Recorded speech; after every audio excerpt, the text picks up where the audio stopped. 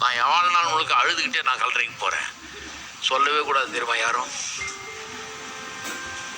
உங்கள் பிரச்சனைகளெல்லாம் காட்டிலும் கடவுள் பெரியவராய் இருக்கிறார்.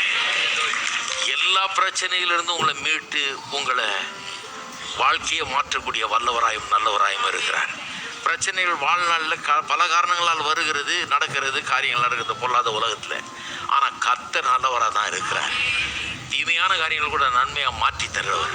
இவனுக்கு வராத பிரச்சனையாக யோசிப்புக்கு அவன் நினச்சிருப்பான், கடவுள் எங்கே, எனக்கு தரிசனம் கொடுத்த ஆண்டவர் எங்கே, இப்படிலாம் காட்டிட்டு கடைசியில் இங்கே வந்து கிடக்கிறேன்னு அப்படின்னு யோசிச்சிருப்பான். கர்த்தர் அற்புதமான திட்டத்தை வச்சிருக்கிறார். பாடுகள் கொஞ்ச நாள் தான், ஆனால் வாழ்நாள் முழுவதும் நித்தியத்துக்கு உண்டாகிறது. அப்ப நம்பிக்கை இழக்கூடாது பாருங்க. ஆசீர்வாதத்தின் மேல கண்ணை எடுத்துடக்கூடாது. ஆசீர்வாதத்தை நம்பணும், ஆசீர்வாதத்தை விசுவாசிக்கணும். கிறிஸ்தவ வாழ்க்கை அப்படின்னா ஆசீர்வாதத்தை, கடவுளுடைய எல்லா ஆசீர்வாதத்தையுமே விசுவாசத்தை தான் பெற்றுக்கொள்ள முடியும். விசுவாசிக்கலன்னா கடவுளை ஏற்படுத்தி தங்க தாம்பாளத்துல கொண்டு வந்து கொடுத்தாலும் நீங்க அதை அனுபவிக்க முடியாது. நீங்க விசுவாசித்தால் தான் அதை அனுபவிக்க முடியும். ஆறுதல்